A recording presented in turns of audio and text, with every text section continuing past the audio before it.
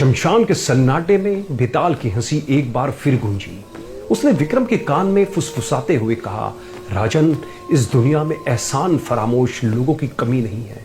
कोई किसी के लिए अपना खून भी बहा दे तो भी बदले में उसे धोखा मिल सकता है। चल तुझे 18वीं कहानी सुनाता हूं, एक ऐसी पत्नी की जिसने पति का खून पीने के बाद उसे ही मौत के घाट उतारने की कोशिश की। कहानी उज्जैन के ब्राह्मण चंद्र स्वामी की है। वह अपनी पत्नी से बेहद प्यार करता था। एक बार यात्रा के दौरान वह एक भयानक जंगल में फंस गए, जहां न पानी था न खाना।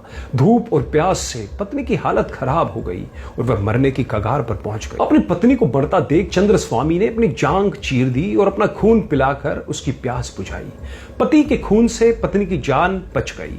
वह एक नगर में पहुंचे। वहां चंद्र स्वामी खाना लेने गया। तभी पत्नी ने एक लूले लंगड़े भिखारी को देखा जो गाना गा रहा था। ना जाने क्यों वह उस अपाइज पर मोहित हो गई।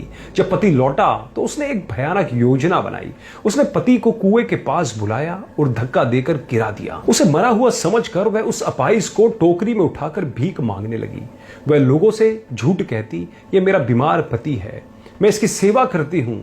लोग उसे सती समझकर पूजने लगे। उधर किस्मत से चंद्र स्वामी कुएं से बच निकला और अपनी योग्यता से राजा का मंत्री बन गया। एक दिन वह पाखंडी पत्नी भीख मांगते हुए महल में आई। चंद्र स्वामी ने उसे पहचान लिया। सबको लगा मंत्री उसे मृत्युदंड देगा, लेकिन चंद्र स्वामी ने राजा को सच बताया और उस पत्नी से कहा, तू जिस अपाइज के लिए मुझे मारना चाहती थी, जा, मैं तुझे उसी को सौंपता हूं। और उसे ढेर सारा धन देकर विदा कर दिया। कहानी रोककर बेताल ने पूछा, राजन, उस औरत ने हत्या की कोशिश की जबकि पति ने उसे खून पिलाया था। चंद्र स्वामी के पास ताकत थी, फिर भी उसने उसे माफ क्यों किया? उसने धन देकर क्यों छोड़ा?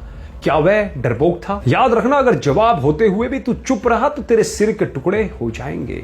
विक्रमादित्य ने शांत स्वर में उत्तर दिया, बेताल, चंद्र स्वामी डरपोक नहीं बल्कि ज्ञानी और महान था। उसने उसे सजा इसलिए नहीं दी क्योंकि वह जानता था कि वह स्त्री लालची है। जिस पर प्रेम, त्याग और खून का भी असर ना हुआ, उसे सजा देने का कोई फायदा नहीं है। दूसरा कारण, चंद्र स्वामी ने अपना धर्म निभाया। उसका धर्म था रक्षा करना और क्षमा करना। अगर वह उसे मार देता तो उसमें और उस पापी स्त्री में क्या फर्क रह जाता? उसने उसे धन देकर इसलिए विदा किया ताकि दुनिया यह ना कहे कि मंत्री ने पुरानी दुश्मनी निकाली। उसने उसे उसके कर्मों के भरोसे छोड़ दिया, क्योंकि ऐसी पापी स्त्री अपने कर्मों से ही नरक भोगेगी। उसे सजा देकर वह अपने हाथ गंदे नहीं करना चाहता था। जवाब सुनते ही बेताल जोर जोर से हंसा। राजन, तेरी क्षमा और न्याय की परिभाषा अद्भुत है, लेकिन तू फिर बोला, इसलिए मैं चला।